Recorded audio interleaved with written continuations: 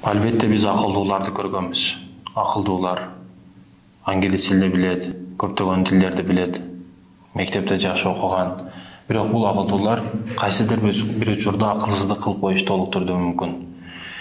Ал эгер ыймансыз болсо, өтө күчтүү окуп, бирок жүрөгүндө ыйман болбосо, ага кичине пара берсе, бир жакшыраак ишке кирип калган учурда пара берсе, же машина берсе, же бир нерсе кылса, ал алданып калат. Буну сиздер жашоодо көрүп дагы турасыздар. Угуп дагы жүрөсүздөр демекчимин да.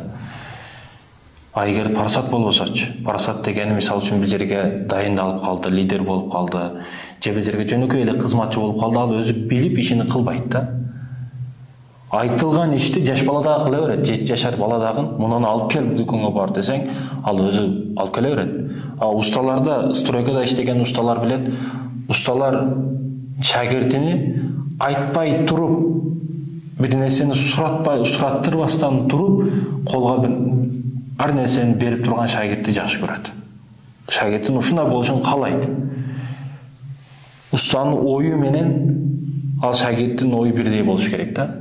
Уста эмнени каалашын шагирти билип туруш керек. Ал парасат дегени. Бул парасаттын белгиси. Парасаты барлыктын далили.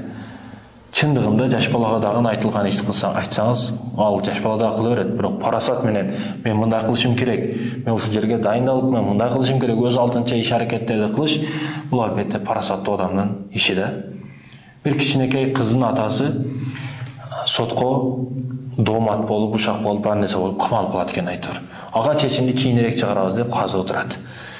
Ага бирок кызы катташты баштайт казыга. Атамды коюп жибериңиз, 4 иним бар, атамды коюп бериңиздер, кыйналдык өтө деп күн сайын казыканага каттай берет. Каттай бергендиктен казынын дагы ачуусу келип, эмки келишиңде чок менен кел колуңда. Эгерде чок менен келбесең, анда атаңды коюп жиберейм, анда кете бер анда. Эч качан келишиңдин кажети жок дейт. Баары бир коюп бербеймин дейт. Кыз унчукпасаң кетип калат. Эртеси күнү бардык адамдар, казыканада турган адамдар таң калат. Себеби кыз күл менен биринчи кабатына, күл менен экинчисине бүт чокторду коюп келген болот. Бул дагы өл, бирок күл дагы чок болуп турбайбы негизи. Парасаты бар. Парасатына таң калып, баягы казы атасын коюп жиберет. Кыздын парасаты үчүн атасын коюп жиберет. Айтайын деген максат, биз парасаттуу болушубуз керек. Биз мусулмандар, ой жүгүртүү, парасат деген нерселер биздики.